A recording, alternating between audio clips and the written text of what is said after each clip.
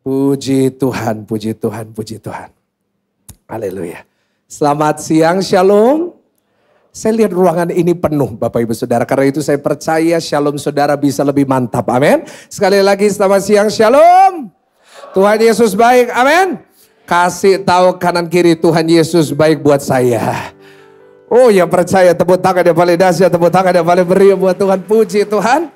Saya bersuka cita sekali kembali saya bisa diberikan kesempatan untuk menyampaikan isi hati Tuhan di tempat ini. Tuhan taruh sebuah pesan dalam hati saya.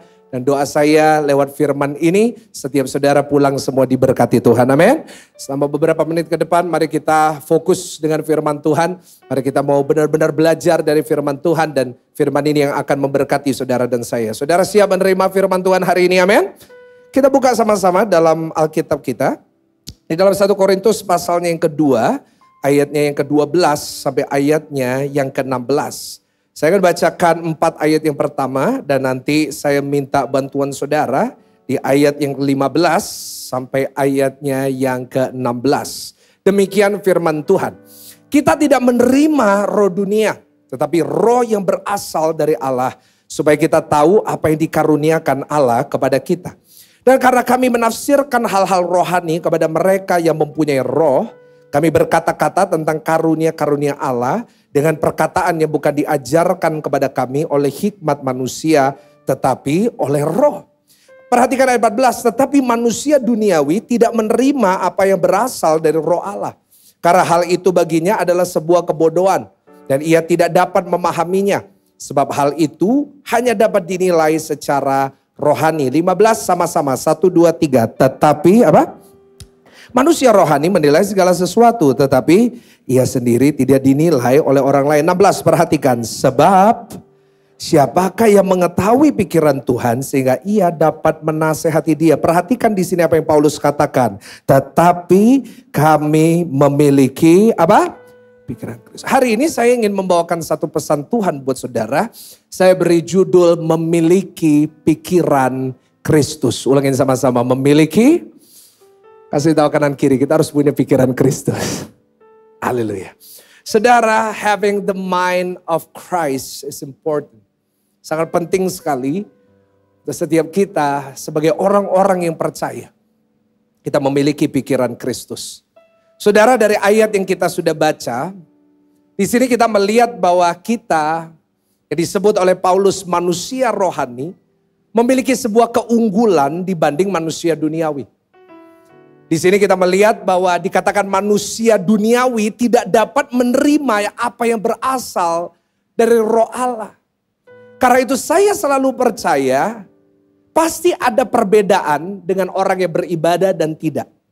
Karena firman Tuhan berkata manusia rohani yaitu saudara yang beribadah hari ini. Kita dapat menerima sesuatu yang penting dari roh Allah yang tidak dapat dimiliki oleh orang-orang dunia. Saudara, firman Tuhan juga mencatat apa yang diberikan roh Allah kepada kita. Yang diberikan roh Allah bukan hanya pikiran manusia. Tetapi yang diberikan oleh roh Allah kepada kita adalah pikiran Kristus. Inilah yang membuat kita berbeda dengan orang yang tidak mengenal Tuhan. Sebab setiap kita yang memiliki pikiran Kristus, kita punya nilai-nilai yang kekal dalam kehidupan kita. Doa saya sebagai gembala adalah setiap saudara yang datang di tempat ini, kita semua pulang sama-sama punya pikiran Kristus. Yang setuju katakan amin. Karena orang yang punya pikiran Kristus, dia tidak hanya menjalani hidup begitu-begitu aja. Atau yang saya sering sebut yaitu GGD. Apa itu GGD? Gitu-gitu doang. Orang-orang yang punya pikiran Kristus hidupnya gak gitu-gitu doang. Kasih tahu kanan kiri, gak gitu-gitu doang. Tetapi kita yang punya pikiran Kristus bukan hanya menjalani hidup, tetapi kita semuanya dapat menikmati hidup kita. Kita bisa menikmati hidup kita dengan penuh kelimpahan. Saya percaya orang yang punya pikiran Kristus bisa menikmati hidup pasti penuh dengan sukacita. Saya percaya orang yang punya pikiran Kristus hidupnya pasti penuh dengan damai sejahtera. Saya percaya orang yang punya pikiran Kristus hidupnya pasti penuh dengan mujizat-mujizat yang datang dari Tuhan. Kasih tepuk tangan yang paling meriah, tepuk tangan yang paling dahsyat. Karena kita punya pikiran yang lebih daripada orang-orang atau manusia duniawi di luar sana. Buktinya di mana? Yesaya 55. Coba baca sama-sama Yesaya 55 ayat 8 sampai 9 dikatakan, sebab rancanganku bukanlah rancanganmu. Dalam bahasa aslinya, rancangan memakai kata pikiran. Dan jalanmu bukanlah jalanku, demikian firman Tuhan. 9 baca sama-sama, 1, 2, 3. Seperti tingginya langit dari bumi, demikian tingginya jalanku dari jalanmu. Dan perhatikan sama-sama apa? Rancanganku atau pikiranku dari pikiranmu. Artinya di saat kita memiliki pikiran Kristus, kita berada di level yang berbeda. Yang setuju sama-sama katakan amin. Kita berada di level yang berbeda dalam kehidupan kekristenan kita. Karena itu doa saya, pesan yang Tuhan taruh. Tuhan ingin saudara mengalami level yang berbeda dalam hidup saudara. Sukacita yang baru, damai yang baru. Hidup Kristen itu bisa kita nikmati. Kenapa? Tuhan berjanji orang yang percaya kepada Dia diberikan kelimpahan. Hidup penuh dengan segala kelimpahan. Sukacitanya berlimpah. Berkatnya berlimpah, kebahagiaannya juga berlimpah. Saudara, orang yang mengenal pikiran Kristus pasti berbahagia. Sama seperti seorang suami yang mengerti pikiran istrinya pasti lebih berbahagia. Setuju nggak? Loh, kok nggak ada yang amin? Kenapa? Nggak ngerti pikiran istri semua. Pak, setuju nggak sama saya? Coba ya, bapak-bapak jangan pura-pura nggak dengar. Semua lihat saya. Ayo lihat saya. Pak, saya mau tanya, tolong jawab. Ngerti pikiran istri gampang atau sulit? Jangan kepahitan gitu Pak, sulit. Jujur, ayo bapak-bapak semua yang di belakang-belakang, di sebelah kanan saya. Jawab saya, untuk suami bisa ngerti pikiran istri gampang atau sulit? Sulitnya setengah mati saudara. Bahkan saya mau katakan seringkali pikiran istri lebih rumit daripada pikiran Tuhan. Saya mau beritahu kepada saudara, wanita adalah makhluk-makhluk yang paling sulit dimengerti. Yang jomblo-jomblo, jangan cuma tertawa, siap-siap penderitaanmu. Sulit Pak, ngertiin istri. Apalagi kita yang gak peka. Coba contoh, bapak-bapak tanya sama istri. Di rumah istri, kita datang istri mukanya bete. Tahu bete? Butuh tati tayang. Bete. Sayang, kenapa? Jawabannya selalu pengalaman pribadi. Nggak apa-apa. Kita udah tahu pasti ada sesuatu. Loh, kenapa cerita? Jawabannya kedua tetap nggak apa-apa. Kita ketiga, wis ngomong opo. Jawabannya apa? Pikiran dewi. Sulit Pak. Tapi seorang suami yang ngerti pikiran istri, berbahagia kayak saya. Istri saya ketip aja, saya udah ngerti maksudnya apa saudara. Ya kan, istri saya baru yang namanya alisnya naik. Wah udah tahu kalau foto harus sebelah kanan karena good side-nya di sebelah kanan saudara. Itulah pikiran wanita, rumit. Dan kalau seorang suami bisa nangkep pikiran istri, rumah tangganya pasti harmonis. Pasti berbahagia. Hari ini juga kalau saudara dan saya mengerti pikiran Kristus, kita bukan hanya biasa-biasa, kita bukan menderita, tapi kita hidup penuh dengan kebahagiaan bersama dengan Tuhan. Kasih tepuk tangan dong yang paling meriah, tepuk tangan yang paling, yes. Orang yang punya pikiran Kristus dalam hidupnya, dia memiliki rahasia kehidupan berlimpah dalam Tuhan. Dia punya kuncinya. Artinya kalau hari ini setiap kita bisa punya pengertian tentang pikiran Kristus yang kita bisa dapatkan dari firman Tuhan, maka hidup kita pasti berubah. Hidup kita pasti lebih baik. Hidup kita pasti penuh dengan kelimpahan yang Tuhan janjikan. Kenapa banyak orang tidak mengalami apa yang janji Tuhan beritakan? Karena banyak dari kita tidak mengerti pikiran Kristus. Karena itu hari ini saya mau mengajarkan jemaat di tempat ini dan online. Saya ingin setiap kita semuanya mengerti pikiran Kristus yang mau sama-sama katakan amin. Nah kita mau belajar dari Tuhan Yesus sumbernya. Bagaimana kita bisa mengerti pikiran Kristus? Tentunya sederhana.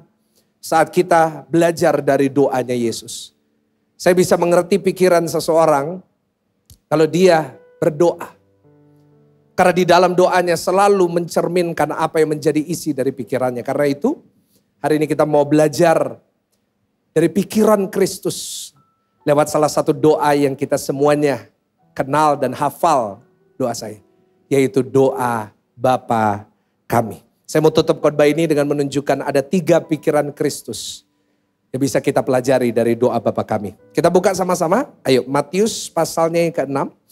ayatnya ke-9 sampai ayatnya yang ke-13. Matius pasalnya ke-6, ayatnya ke-9 sampai ayatnya yang ke-13. Saya mau kita baca sama-sama dengan suara keras. 1, 2, 3. Karena itu berdoalah demikian. Ayo sama-sama. Bapa kami yang di surga, dikuduskanlah namamu. Datanglah kerajaanmu, jadilah kehendakmu di bumi seperti di surga. Berikanlah kami pada hari ini makanan kami yang secukupnya. Dan ampunilah kami akan kesalahan kami, seperti kami juga mengampuni orang yang bersalah. Dan janganlah membawa kami ke dalam pencobaan, tetapi lepaskanlah kami daripada yang jahat sama-sama. Karena Engkaulah yang punya kerajaan dan kuasa dan kemuliaan sampai selama-lamanya. Yang percaya katakan. Nah, dari doa ini saja kita bisa belajar mengenai pikiran Kristus. Dan saya akan simpulkan menjadi 3 pikiran Kristus yang akan kita pelajari bersama-sama. Dan pikiran ini yang akan mengubahkan kita, membebaskan kita dan memberkati kita. Amin. Yang pertama kita buka di ayat 10. Ayat 10. Boleh sekali lagi baca 1, 2, 3. Datanglah kerajaanmu, jadilah kehendakmu di bumi seperti di surga. Dari sini kita bisa belajar salah satu pikiran Kristus yang Tuhan ingin kita pelajari. Yaitu catat, yang pertama pikiran Kristus yang bisa kita pelajari adalah pikiran Kristus tidak memaksakan kehendak. Ulangin sama-sama, tidak memaksakan apa? Kehendak. Saudara, kalau hari ini saudara ingin memiliki pikiran Kristus, kau harus membuat sebuah prinsip bahwa aku tidak boleh memaksakan kehendak. Aku tidak boleh memaksakan keinginanku kepada Tuhan. Tetapi justru seringkali di dalam kehidupan kita, banyak dari kita memaksakan kehendak kepada Tuhan. Bahkan begitu parahnya sampai kita bisa salahin Tuhan. Tuhan, hidupku mestinya gak kayak gini. Tuhan, kenapa engkau lakuin ini? Ini salah. Loh, bayangin. Orang yang tidak memiliki pikiran Kristus, Tuhan aja bisa salah di hadapan dia. Tetapi orang atau manusia rohani yang firman Tuhan yang Paulus tulis di dalam surat Korintus adalah pribadi-pribadi yang tidak memaksakan kehendak, dan ini diajarkan dalam sebuah prinsip yang Tuhan Yesus miliki, yaitu penundukan diri. Ulangin sama-sama, yaitu penundukan apa? Penundukan diri. Hanya seseorang yang memiliki penundukan diri yang tidak akan memaksakan kehendak. Tetapi sebaliknya seseorang dengan roh pemberontak, dia akan memaksakan kehendaknya. Bahkan kepada Tuhan dan kepada orang-orang di sekitarnya. Saudara, memiliki suami yang memaksakan kehendak itu sangat menjengkelkan. Memiliki istri yang memaksakan kehendak sangat menjengkelkan. Dan hal yang sama juga dirasakan Tuhan saat dia lihat kita suka memaksakan kehendak. Padahal firman Tuhan gak pernah ngajarin seperti itu. Firman Tuhan gak pernah ngajarin semua kehendakmu jadi. Tapi firman Tuhan berkata, jadilah kehendakmu di bumi seperti. Jadi orang yang punya pikiran Kristus gak akan maksa. Tidak akan marah di saat kehendaknya tidak dituruti. Tetapi dia tetap bisa berkata seperti Tuhan Yesus, bahwa aku akan mengikuti setiap kehendak Tuhan. Sama-sama tepuk dada saudara, katakan, aku mengikuti kehendak Tuhan. Saudara, ukuran kerohanian seseorang, atau saya sebut ukuran kematangan rohani seseorang, hanya akan terlihat di saat orang itu mengalami situasi dalam hidupnya tidak sesuai dengan yang dia ingini. Saya ulangi sekali lagi. Ukuran kematangan rohani seseorang terlihat saat keadaan hidup tidak sesuai dengan rencana yang dia miliki. Saya sebagai pendeta, saya sebagai gembala saudara, saya nggak bisa menilai kematangan rohani saudara masing-masing berapa ribu jemaat, nggak bisa. Pelayan-pelayan Tuhan pun saya nggak bisa ngukurnya. Karena kalau kita di gereja, semuanya pasti rohani. Di gereja lihat muka-mukanya semua. Saya dari atas ini lihat muka saudara semua dari kanan sampai kiri. Semua muka-muka malaikat. Coba ngomong sama kanan kiri, halo malaikat. Semuanya hebat. Di gereja, kalau nyapa saya lebih rohani dari saya. Ketemu saya, shalom aleichem. Luar biasa orang ini. Wah, kadang-kadang begitu rohaninya sampai malaikat bisa minder sama saudara. Itu kalau di gereja. Tapi dari situ saya nggak bisa ngukur kematangan rohani saudara. Karena apa yang di luar bisa fake. Ya di luar bisa pura-pura. Tapi saya akan tahu kerohanian saudara saat saudara datang dengan saya. Dan saudara berkata, rencana saya gagal. Apa yang saya rencanakan gak jadi. Saya hanya bisa tahu saudara sudah matang rohaninya. Di saat saudara mengalami sesuatu dalam hidup saudara yang gak sesuai dengan yang saudara inginkan. Baru dari situ saya bisa lihat orang ini marah, orang ini ngambek sama Tuhan, ngancam Tuhan. Atau orang ini bisa berkata bukan kehendakku, melainkan kehendak. Oh, ini sangat sulit. Hanya seseorang dengan kematangan rohani, yang matang, benar-benar matang, yang bisa berkata, rencanaku tidak perlu terjadi asal kehendak Tuhan terjadi dalam hidupku. Yang setuju katakan amin. Bukan berarti kita gak boleh merencanakan. Saya boleh tanya, tolong jawab. Berapa banyak dari saudara suka membuat rencana, suka merencanakan? Oh, nggak ada ya. Jadi di sini semua santai hidupnya, kayak sera-sera, whatever will be gitu ya. Jujur, ayo bantu saya jawab. Siapa di sini suka membuat planning? Oh, kalau ada yang angkat tangan, saya angkat tangan dulu. Saya ini orangnya planner banget. Saya orangnya teratur, semuanya udah di planning. Dalam hidup saya punya banyak target. Ada orang yang punya target kayak gitu ya. Umur 25 saya harus menikah, 26 saya harus punya anak, 30 harus punya rumah, 32 harus punya anak kedua, umur 35 harus punya anak ketiga. Kita udah punya planning, hidup kita udah di planning 50 tahun ke depan. Dan seringkali sangat sulit bagi saya yang suka merencanakan, mengalami sesuatu di luar rencana saya. Baru-baru ini ada rencana saya nggak jadi. Yang tahu itu tim inti saya, yang tahu itu staff. Kita udah ngerencanain sesuatu buat tahun ini. Dari wajah saudara kelihatan keponya saudara. Mulai gini, opo ya. Saudara gak perlu tahu ya, gak perlu kepo, gak perlu. Dari mata saudara udah kelihatan. Ada rencana saya udah rencana. Wah, kita udah dari tahun lalu kita udah planning. Tiba-tiba dibatalin. Dan kelihatan gitu. Kerohanian saya saat saya menghadapi itu. Saya santai itu. Kenapa? Karena saya nggak mau jadiin rencana saya. Itu pusat dalam kehidupan saya. Saya catat seperti ini, rencana ini tuh bagus. Planning itu bagus. Tapi jangan jadikan rencanamu, planningmu jadi berhala dalam hidupmu. Kadang-kadang kita memberhalakan planning kita. Enggak Tuhan, yang ini pasti yang bagus. Enggak Tuhan, aku maunya hidupku kayak gini. Enggak Tuhan, aku pokoknya maunya usia segini harus punya seperti ini. Dan seringkali yang jadi berhala adalah rencana kita. Tapi kenyataannya dalam kehidupan saya dan saudara tidak semuanya pasti terjadi sesuai dengan keinginan dan rencana kita. Dan di saat kita menjadi pribadi yang saat rencana kita gak jadi, kita ngambek sama Tuhan. Kita marah sama Tuhan. Di situ menunjukkan bahwa sebenarnya saudara belum punya pikiran Kristus. Karena seseorang yang punya pikiran Kristus, dia tetap berkata, walaupun kehendakku tidak jadi, aku percaya kehendak Tuhan pasti yang lebih baik buat aku. Kasih tepuk tangan yang paling meriah, tepuk tangan yang paling dahsyat, yes. Orang yang memiliki pikiran Kristus pasti bisa menerima apapun yang Tuhan izinkan dalam hidupnya. Apa yang Tuhan izinkan? Mungkin penyakit diizinkan dalam hidup saudara. Tetapi orang yang sakit pun kalau dia punya pikiran Kristus, dia tetap bisa berkata, aku terima Tuhan. Coba pastor, sakit kok diterima? No. Yang kita terima adalah apa yang Tuhan izinkan. Tetapi saat kita terima, kita percaya oleh bilur-bilur Yesus, sakitku pasti disembuhkan Tuhan. Saya berkata, pastor, keuangan saya lagi buruk-buruknya. Dulu saya diberkati, saya berlimpah. Sekarang saya harus kekurangan. Nggak apa-apa, terima aja. Karena percayalah ada musimnya di mana Tuhan akan mengangkat saudara terus naik tidak turun, menjadi kepala bukan menjadi ekor. Kasih tepuk tangan, jangan cuma satu orang. Semua satu gereja kita berikan tepuk tangan. Apapun Tuhan izinkan, sesulit apapun itu, terima aja. Senggol kanan kiri, terima aja. Dan itu menunjukkan bahwa saudara punya pikiran Kristus. Saudara tahu Yusuf? Yusuf anak ke-11 dari 12 orang. Dia adalah seorang anak muda yang punya masa depan yang cemerlang. Yusuf paling dicintai sama papanya. Bahkan satu hari dikasih jaket Gucci. Kok Gucci pastor? Iya, berwarna-warni saudara. Dikasih bagus.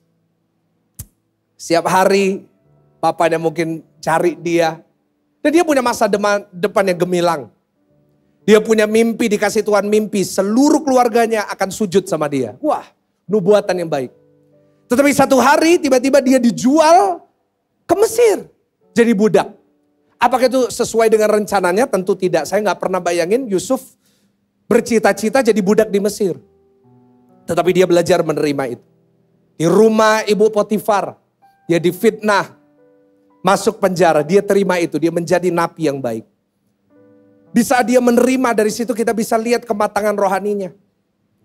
Mungkin pada saat dia ngalamin itu, banyak hal gak masuk akal buat dia. Gak masuk akal, aku mau jadi raja, aku jadi pemimpin kok aku malah di penjara. Dia gak ngerti. Tetapi saya mau ingatkan kepada saudara, bahwa tidak semua hal dalam hidup kita harus masuk akal hari ini. Saya ulangin lagi. Tidak semuanya dalam kehidupan kita harus masuk akal hari ini. Saya catat bahwa tidak semuanya akan masuk akal hari ini, tetapi satu saat pasti masuk akal. Kenapa? Karena kita tahu kehendak Tuhan pasti mendatangkan kebaikan buat kita. Karena itu Yusuf pada akhirnya jadi masuk akal. Dia berkata, manusia boleh mereka-rekakan yang jahat. Tuhan mereka-rekakan untuk kebaikan. Dia akhirnya sadar dan mengerti. Tetapi sampai Tuhan mengenapi kehendaknya dalam hidup. Jangan pernah saudara berhenti di tengah jalan dan tidak lihat ujungnya. Karena saya percaya bersama dengan Tuhan mungkin awalnya agak sulit. Tapi ujungnya pasti ada kemenangan. Kasih tahu kanan kiri, ujung-ujungnya menang, ujung-ujungnya menang, ujung-ujungnya menang. Yang percaya tepuk tangan sekali lagi. Ya paling meriah, ujungnya pasti menang. Saya dulu gak ngerti kenapa Tuhan ciptain saya. Sebagai seseorang yang sangat weird, sangat aneh, sangat awkward. Saya diciptain Tuhan dulu gagap. Saya dulu gak bisa ngomong di depan orang. Saya gak bisa nyanyi. Saya cuma punya satu talenta. Talenta saya itu teknologi. Saya pintar dalam komputer, saya pintar dalam alat-alat audio, visual, video dan seperti itu. Itu talenta saya dari dulu. Dulu waktu saya sekolah SD di Singapura. Jadi saya dulu disekolahkan, untuk SD kelas 2 saya pindah ke sana.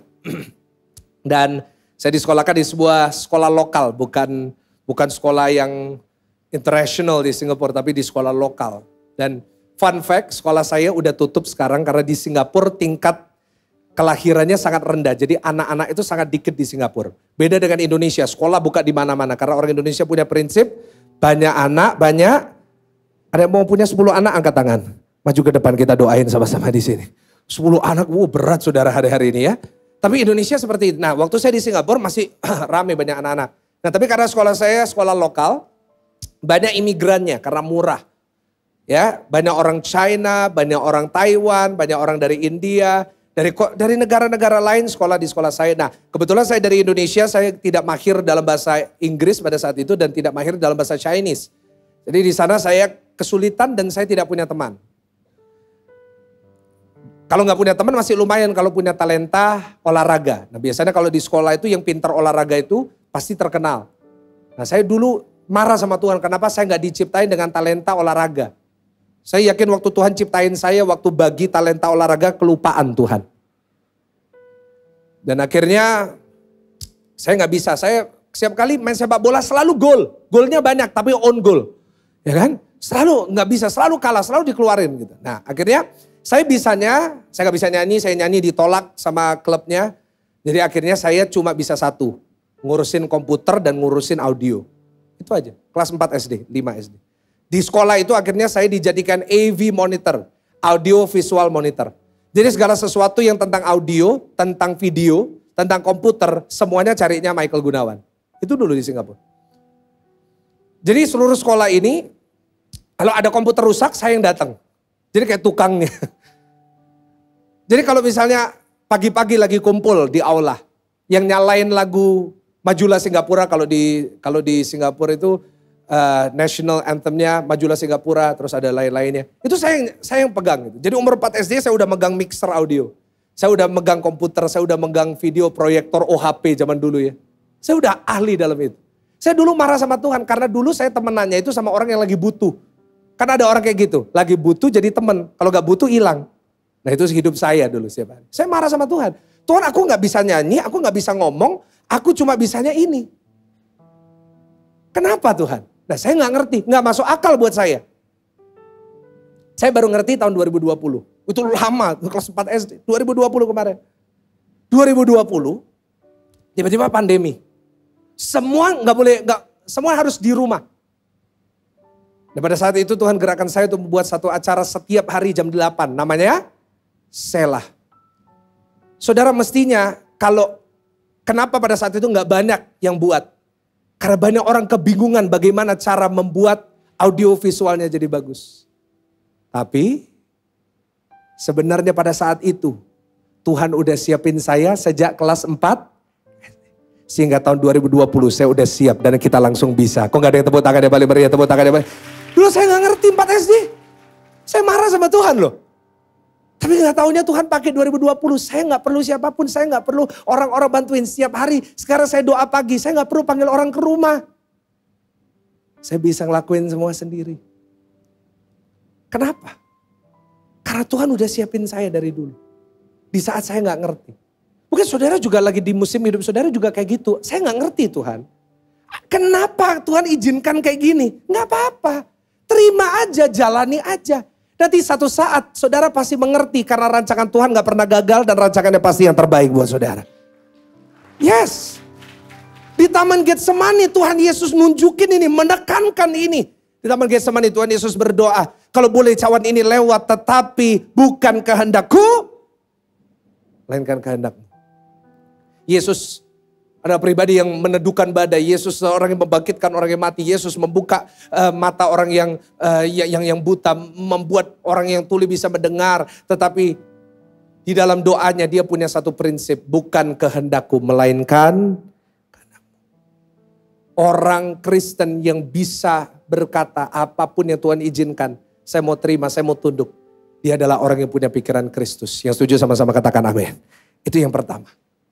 Tidak memaksakan kehendak. Yang kedua, ayo baca sama-sama. Matius 6 ayat 11. Jadi orang yang punya pikiran Kristus, pertama tidak memaksakan, apa Bapak Ibu Saudara? Kehendak. Ayat 11 berikutnya. 1, 2, 3. Berikanlah, belum semuanya baca sama-sama yuk. Berikanlah kami pada hari ini makanan kami. Nah yang kedua. Apa tandanya orang punya pikiran Kristus? Catat baik-baik, yaitu dia tidak memikirkan yang berlebih. Ulangin sama-sama, tidak memikirkan yang apa? Berikanlah kami pada hari ini makanan kami yang secukupnya. Secukupnya itu kata kuncinya. Saudara, dari sini kita belajar prinsip Kristus. Yaitu dari satu kata, yaitu cukup. Senggol kanan kiri, cukup. Kasih tahu cukup. Hari-hari ini cukup menjadi sesuatu yang langka. Setuju sama saya? Cukup sesuatu yang asing. Kenapa? Karena kita tinggal di zaman sosial media di mana tuntutan hidup sangat tinggi.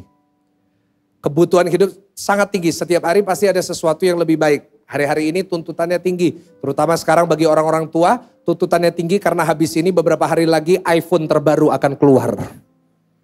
iPhone 15 Pro Max.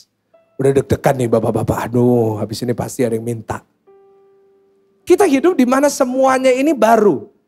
Kita baru punya sesuatu, ada yang lebih bagus. Kita baru beli mobil, ada keluar lagi model baru. Kita baru beli jam tangan, ada lagi yang lebih bagus. Kata cukup ini sangat langka. Karena kita hidup dengan segala macam tuntutan. Nah, ini mengakibatkan satu hal. Apa? Yaitu satu kata, overthinking. Ulangin sama-sama apa? Ada gak yang suka overthinking di sini? Overthinking, semuanya dipikir. Kenapa? Karena tuntutan yang banyak kita overthinking. Bagaimana kita bisa memenuhinya. Tidak pernah ada kata cukup. Saudara harus sadar ya, kalau saudara suka overthinking di dalam hidup saudara, berapapun usia saudara.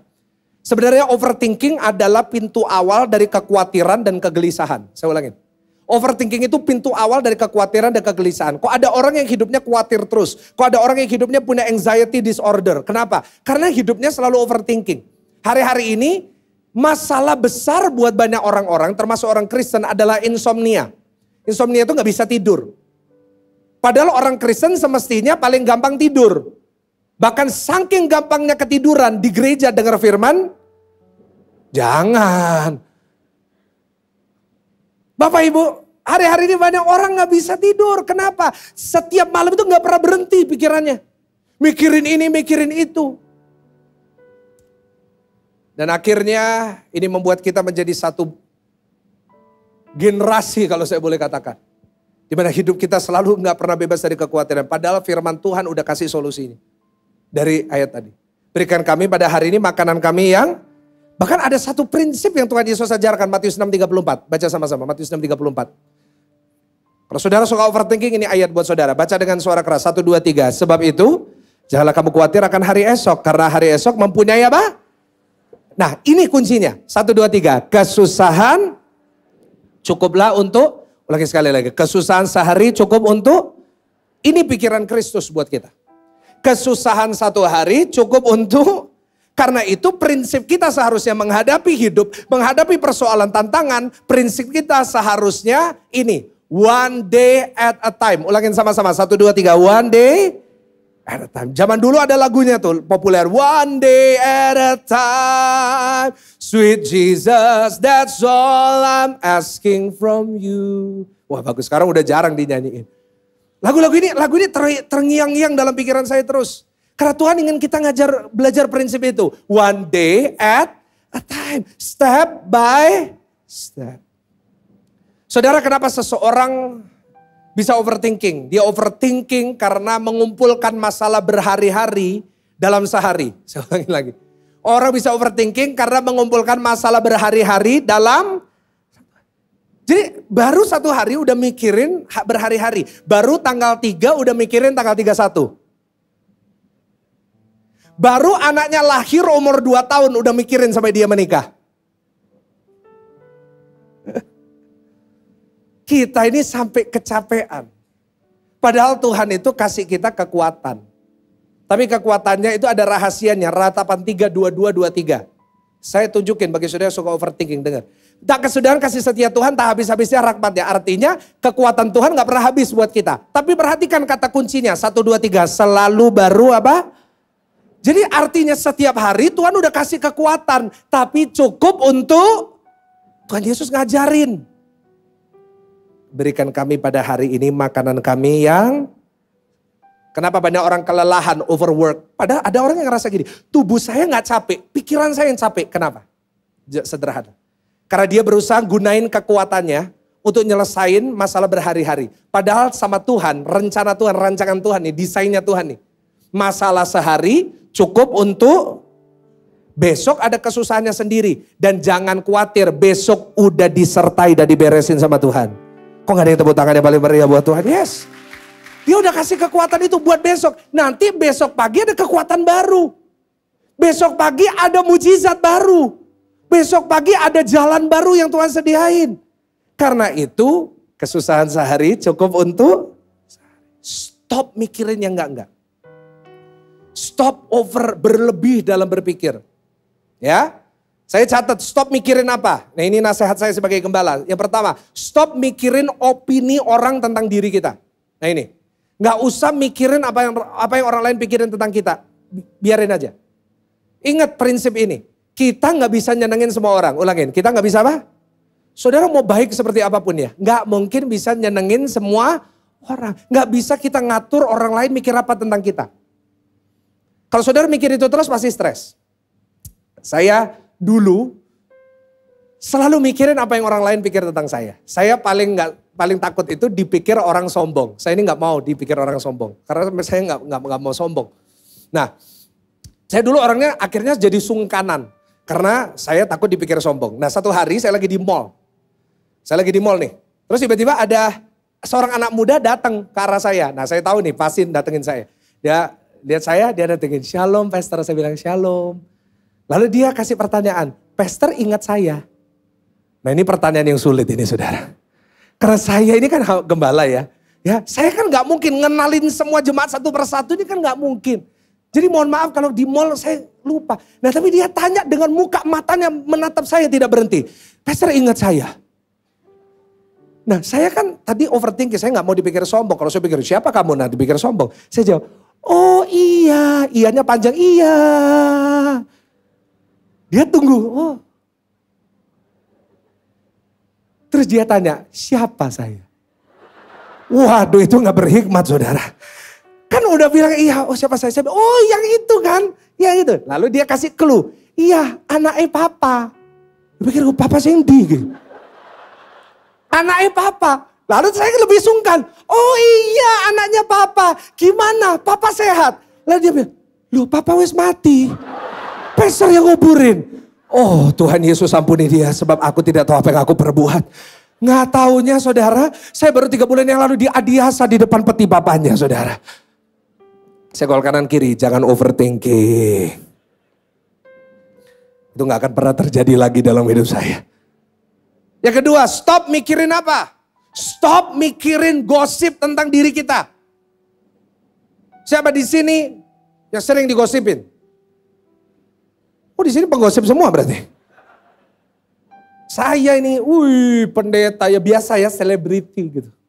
Sering digosipin, astaga Tuhan. Saya itu serba repot, dulu saya kepikiran terus. Kemarin ini beberapa waktu yang lalu saya itu ke Singapura. Boleh gak pendeta ke Singapura? Orang lihat saya ke Singapura itu kayak lihat hantu gitu. Lu kok di sini? Lu, saya pikir terus mau di mana saya? 4 kali gitu. Terus akhirnya saya diajak foto, ada satu jemaat diajak foto ya. Saya selalu kalau diajak foto, oke, ya segini. Nah fotonya dikirim ke grup. Kirim ke grup yang lain, kirim ke grup yang lain. Akhirnya muncullah rumor, lihatan Pastor Michael setiap minggu ke Singapura. Padahal saya terus tahun cuma berapa kali. Dulu saya kepikiran, kalau ada orang gosip tentang saya, Pastor Michael sekarang, ada yang bilang, Pastor Michael sekarang berubah ya. Emang Power Ranger bisa berubah-berubah? Dulu saya selalu kepikiran kalau ada orang ngomongin di belakang saya. Tapi sekarang saya santai. Kalau orang ngomongin di belakang saya malah senang. Kenapa? Karena artinya saya di depan mereka. Orang mau gosip tentang saudara biarin. Lihat saudara lagi diberkati, lihat saudara tokonya rame. Pasti ada yang gosipin, lihat pasti pakai tuyul. Biarin aja gitu. Yang penting kita benar, yang penting kita santai, gak usah dipikirin. Sewa kanan kiri gak usah dipikirin. Yang ketiga, stop pikirin kutukan orang atas hidupmu. Orang itu kadang-kadang bisa ngutukin kita, santai aja. Kadang-kadang ada orang-orang yang ngutukin kita gak benar, gak usah dipikirin. Karena yang berlaku bukan kutukan orang, yang berlaku adalah firman Tuhan atas hidup kita. Dan firman Tuhan berkata kita diberkati, kita dilimpahi, kita ngalamin hal-hal baik. Karena itu gak usah overthinking, gak usah pikir berlebih. Karena saat engkau berpikir berlebihan, kau gak punya pikiran Kristus. Pikiran Kristus ngajarin, berikanlah kami pada hari ini makanan kami secukupnya. Karena itu Tuhan Yesus Tuhan juga ngajarin di perjanjian lama. Perjanjian lama orang Israel di padang gurun setiap hari dikasih makan sama Tuhan. Percayalah orang Kristen pasti dipelihara oleh Tuhan. Saya ini dipelihara sama Tuhan. Selalu ada orang ngirimin saya makanan. Karena itu saya itu kadang-kadang menggenapi firman, melebar ke kanan dan ke kiri.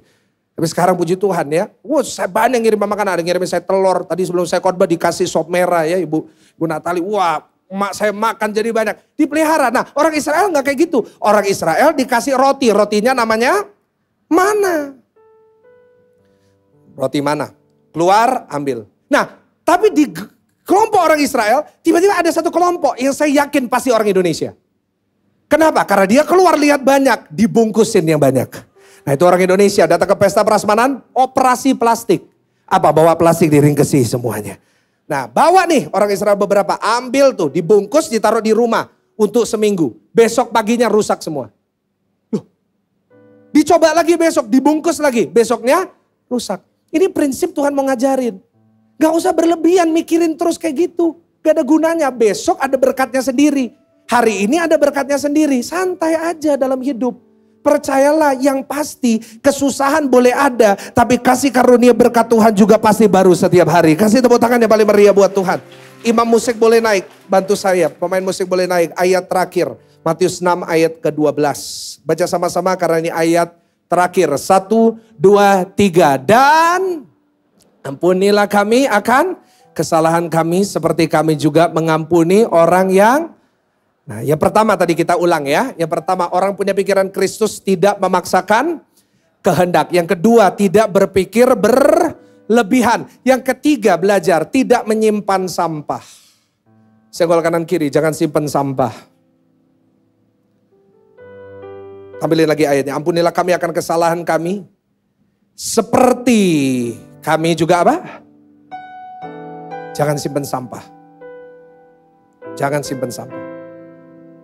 Dari sini kita belajar bahwa Tuhan tidak ingin kita menyimpan sampah di dalam pikiran kita. Kita harus belajar untuk mengampuni. Yang mau mengampuni katakan amin. Mengampuni itu beda dengan melupakan. Kadang-kadang banyak orang berkata, Pastor saya gak bisa mengampuni. Padahal sebenarnya dia berkata gak bisa melupakan. Bedanya gini, saya kasih ilustrasi. Ini gelas. Ya, ini gelas. Gelas ini saya minum. Lalu saya bawa gelas ini ke toilet. Lalu di toilet saya setelah minum, gelas ini jatuh ke dalam kloset. Saya ambil gelas ini, saya cuci pakai Mama Lemon. Saya cuci 4 kali. Saya mau tanya, saudara jadi saya, diminum lagi gak airnya? Loh kenapa? Kan udah dicuci. Kenapa? Karena ada bekasnya. Ngerti gak maksudnya? Meskipun bekasnya gak kelihatan, tapi tetap ada. Gitu sama manusia juga gitu. Kita itu harus ngampuni, bukan melupakan. Kalau ingat pasti ingat. Ketemu sama orang yang nyakitin kita ya pasti ingat. Jangan ngomong, oh saya sudah lupa. Gak mungkin lupa. Manusia itu paling sulit lupa, terutama wanita. Wanita itu makhluk yang paling sulit lupa. Kejadian 36 hari, 24 jam, 26 detik yang lalu masih ingat sampai hari ini. Gak mungkin lupa. Tetapi di saat kita bertemu dengan orang itu kita ingat. Kita harus memutuskan untuk Bu, ngadepin suami yang nyakitin ibu, gampang atau susah?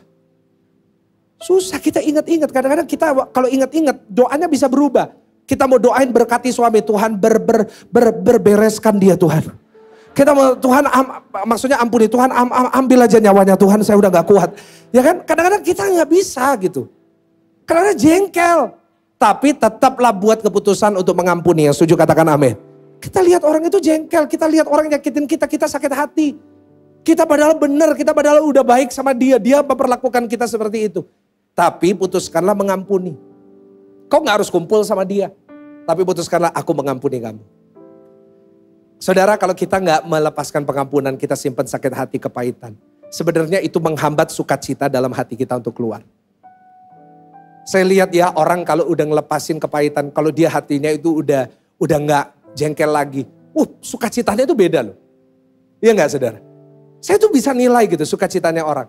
Kalau dulu mungkin senyumnya terpaksa. Tapi kalau dia ngelepasin sampah dalam hidupnya. Benar-benar lepas senyumnya. Dan saya lihat itu dalam kehidupan beberapa orang. Doa saya setiap kita juga gitu. Jangan simpen sampah. Tepuk dada saudara, jangan simpen sampah. Ayo tepuk, katakan, jangan simpen sampah. Tuhan Yesus kasih teladan itu. Tuhan Yesus disangkali sama Petrus berapa kali? 3 kali. Terus Yesus bangkit ketemu sama Petrus. Yesus ngomong apa? Piro kali kamu nyangkali aku? Hah? Gitu? No. Dia berkata, Peter, do you love me? Peter said, I love you. Ditanya, do you love me? Yes. Feed my sheep. Gembalakanlah domba-domba. Dia hanya mengatakan itu tanpa menuduh dan tanpa mengingat lagi. Tanpa dia mengintimidasi Petrus lagi. No. Kalau ada dalam hidup saudara, dalam hati saudara, mengintimidasi saudara, menuduh saudara tentang kesalahanmu itu bukan Tuhan. Karena Tuhan gak pernah mengirim sampah seperti itu. Tuhan mengirimnya pengampunan. Yang setuju katakan amin. Ingat, sampah itu yang seringkali mengambil tempat Kristus dalam hati dan pikiran kita. Pikiran kita itu juga ada storage-nya. Kalau beli handphone ada storage-nya. 128 giga. 256 giga, 512 giga, 1 tera. Ada storage-nya. Kalau storage kita dalam hati udah penuh dengan sampah, gak ada tempat untuk sukacita. Apalagi gak ada tempat buat Kristus. Tapi kalau hari ini kita pulang dari tempat ini, kita beresin, bersihin hati kita. Kita buang udah jengkel kita buang semua masa lalu kita buang semua hal-hal yang buruk, kita ngelepasin pengampunan, kita bersihin. Percayalah pasti ada tempat untuk Kristus memberikan kekuatan dalam hatimu. Kasih tepuk tangan sambil bangkit berdiri. Sambil bangkit berdiri. Ingat akan kasihnya. Penuhi hati saudara dengan kasih Kristus. Jangan dipenuhi dengan sampah. Penuhi dengan kasih Kristus yang mengampuni. Dan saya catat bukan hanya penuhi dengan kasih Kristus. Bagikan kasih Kristus itu. Kemanapun kau berada, di rumahmu, di tempat kantormu, di tempat kuliahmu. Bagikan kasih itu, ampuni orang. Saudara, orang yang hatinya tidak ada sampah, orang pasti mau dekat sama dia. Tapi kalau orang hatinya penuh dengan sampah, hatinya penuh dengan kepahitan yang belum diberesin, pasti gak ada yang mau deket. Ada orang itu yang merasa, Pastor kenapa ya? Kok saya ini dekat sama siapapun orang selalu menjauh. Kok selalu orang gak suka sama saya? Mohon maaf. Mungkin karena dalam hatimu engkau menyimpan sampah yang akhirnya keluar bau busuknya. Sampah itu kalau dibiarin 1 hari gak bau, dibiarin 2 hari gak bau, dibiarin seminggu pasti bau. Dan kita sebagai manusia, kita semuanya punya roh, kita punya perasaan. Dan kita bisa sense gitu. Jiwa kita, roh kita bisa sense kalau orang ini masih negatif, masih punya kepahitan. Dan orang gak ada yang mau dekat sama kita. Orang mau berkati kita jadi malas gitu. Kenapa? Karena ketemu kita selalu gak enak, selalu negatif. Tapi kalau hari ini saudara memutuskan, saya gak mau lagi nyimpan sampah. Bersihin dengan darah Kristus. Kau ubah dengan sukacita. Kau ubah dengan semangat damainya Tuhan. Saudara jadi tenang, saudara jadi gak emosian. Saya yakin banyak orang pasti mau dekat sama saudara. Bahkan bukan hanya mau dekat sama saudara, tapi Tuhan kirim orang-orang untuk memberkati hidup saudara semuanya. Kok gak ada tepuk tangan yang paling meriah? Yes. Doa saya, milikilah pikiran Kristus. Itulah yang membuat Paulus menghadapi masalah apapun tetap sukacita. Itu yang membuat Paulus di penjara, dia bisa nulis di surat Filipi, bersukacitalah senantiasa. Dia lagi mau dibunuh, dia bisa tulis bersukacita. Kenapa? Orang yang punya pikiran Kristus, dia tidak hanya memikirkan kesusahan dan penderitaan hari ini. Tetapi dia akan memikirkan bahwa kemuliaan yang Tuhan siapkan buat dia lebih daripada yang sebelumnya. Tundukkan kepala saudara. Saya mau berdoa buat setiap jemaat Tuhan. Tuhan, hari ini kami mau memiliki pikiran Kristus. Mungkin selama ini dalam hidup kami, pikiran kami penuh dengan hal-hal yang tidak berkenan. Pikiran kami penuh dengan kemarahan kami terhadap Tuhan karena kami tidak diberkati sesuai dengan yang kami inginkan. Atau mungkin pikiran kami penuh dengan pikiran yang berlebih tentang kekhawatiran akan hari esok. Kekhawatiran bahwa apakah hidupku akan tetap kayak gini atau mulai menurun. Mungkin dipikirnya dengan pikiran-pikiran yang berkata apakah aku bisa melakukan lebih daripada orang tuaku. Mungkin dipikiri dengan apakah aku ini direncanakan Tuhan untuk bisa berhasil. Atau mungkin dalam pikiran saudara masih penuh dengan segala macam sakit hati, kepahitan dan kebencian terhadap orang-orang tertentu. Bapak Ibu Saudara yang saya kasih di dalam Tuhan, dengar baik. Tuhan tidak ingin saudara hidup seperti itu. Dia ingin saudara hidup dalam segala kelimpahan. Dia mati bukan supaya saudara bisa hidup menderita sampai akhir hidupmu. Tetapi dia mati buat saudara dan saya. Dia bangkit, dia ke surga buat saudara dan saya sehingga kita dapat hidup dalam segala kelimpahan, sukacita dan damai. Tuhan Yesus, Roh Kudus hamba-Mu hari ini berdoa buat semua jemaat yang hadir. Biarlah Roh Kudus Engkau membantu setiap kami untuk melakukan firman ini. Mampukan kami untuk memiliki pikiran Kristus. Di mana kami tidak mau lagi khawatir berlebihan tentang hari esok.